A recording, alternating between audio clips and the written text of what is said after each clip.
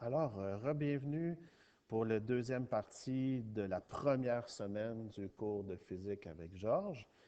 Alors, je t'ai présenté les quatre formules. Je vais faire deux exemples. Alors, premier exemple, c'est le français. Donc, ce qui est dur, c'est le français. Il faut vraiment prendre le temps de bien lire. Alors, exemple 1, une sprinteuse court 100 mètres en 11,05 secondes. Quelle est son accélération? Je t'invite à chaque numéro d'écrire les cinq variables. Écris VI égale, VF égale, A égale, déplacement égal, puis le temps égal. Prends le temps d'écrire les cinq parce que c'est le français qui est difficile. Alors, VI, est-ce que je l'ai? C'est une course. Au début de la course, c'est quoi sa vitesse? C'est zéro. Mais c'est pas écrit. Je sais, mais c'est ça. Toutes les courses, c'est toujours zéro au début. Là, quand on you mark, c'est zéro. Est-ce que c'est sa vitesse à la fin? Non. A, c'est ça qu'on cherche. Et oui, le déplacement, c'est 100 mètres. Puis le temps, c'est 11 secondes. OK? Fait que là, je vais regarder les quatre formules. Fait qu'ici, je n'ai pas VF. Fait que je vais regarder les quatre formules devant moi. Lequel qui n'a pas VF dedans? Ah, c'est la deuxième. Dans la deuxième ici formule, il n'y a pas VF. Fait que je vais prendre la deuxième formule. Fait que je vais voir si je l'écris en vert. Je n'ai pas VF. Donc, je prends la deuxième. Fait que j'écris la formule. Delta X égale V delta T plus 0,5 A delta T2. Là, je sais que tu te poses la question, monsieur, dans la page 60 ici, là, la deuxième formule, c'est pas écrit 0,5, c'est écrit une demi dans.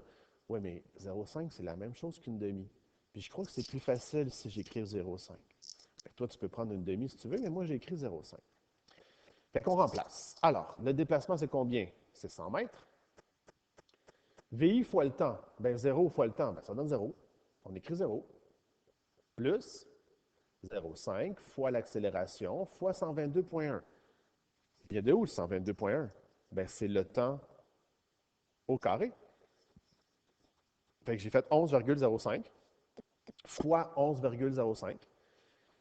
Ça donne 122,1. Ou tu peux faire 11,05 au carré, puis ça va donner 122,1. Puis après ça, il faut isoler. Fais attention, c'est des maths. Il faut savoir bien isoler la variable. Tu ne peux pas faire n'importe quoi, OK? Fait que le 100, il reste là. Le 0, il disparaît. Puis qu'est-ce qu'on fait? Bien, il faut diviser par le 0,5, puis il faut diviser par le 122,1 pour isoler A. C'est A qu'on cherche. Donc 100 divisé par 0,5 fois 122,1. Fais attention là. Mets une parenthèse ou fais une stratégie ici. Là, OK? Il ne faut pas que tu fasses n'importe quoi pour. OK, fais attention à ta calculatrice. Fait que 100 divisé par le chiffre qui est là, ça va donner l'accélération. Donc, ici, l'accélération, c'est 1,64 mètres par seconde carrée. Dernier exemple. Une voiture file à 40 km/h.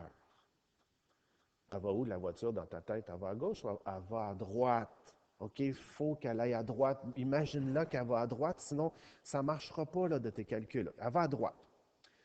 Tout d'un coup, un enfant traverse la rue à 20 mètres devant la voiture.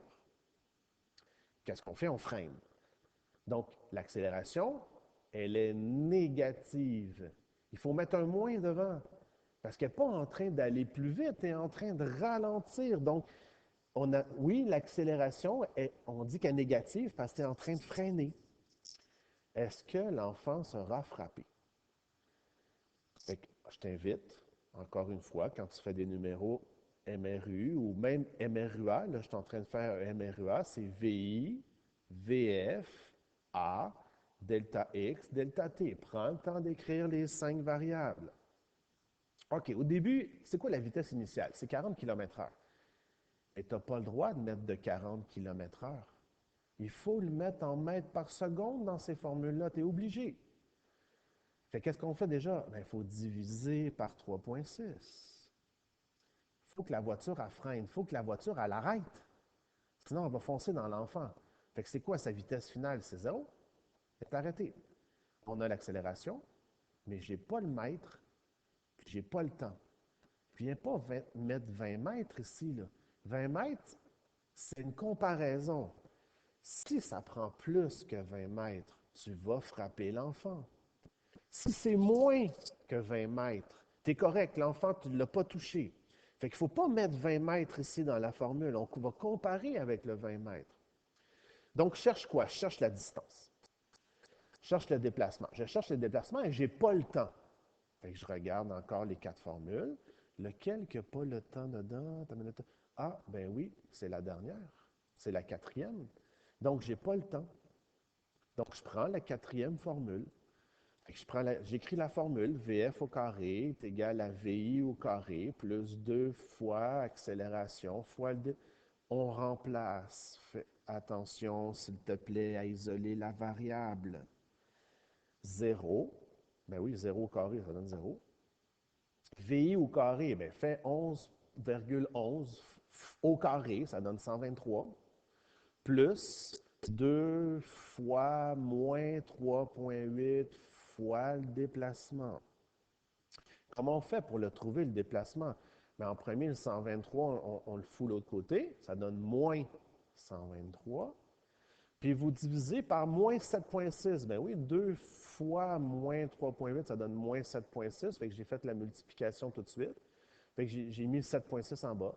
Donc, moins 123 divisé par moins 7,6, ça donne quelque chose de positif, ça donne 16 mètres. Fait que finalement, est-ce que l'enfant sera frappé? C'est non. Parce que ça t'a juste réussi à freiner en 16 mètres. Fait que c'est sûr que l'enfant a eu peur, mais au moins, l'enfant est intact. Je t'invite à aller voir le document Word, que tu vas voir aussi un Zoom. Dans le Zoom, tu vas voir dans le document Word, ça va être, excuse-moi, mardi après-midi à 13 heures. Je fais un Zoom pour répondre à tes questions ou spécifier des choses. Puis là, tu vas avoir 3-4 jours pour répondre au questionnaire. Je t'invite aussi, toujours dans le document Word, j'ai mis 5 exercices de pratique, puis plus loin, j'ai mis les réponses. Fait que tu peux les regarder, puis comme ça, le mardi après-midi, si tu as des questions, on peut en parler en Zoom, puis je peux expliquer. Et aussi, dernière chose, mais je te souhaite une bonne semaine, puis n'oublie pas de m'écrire sur mon courriel si tu as des questions. Bye!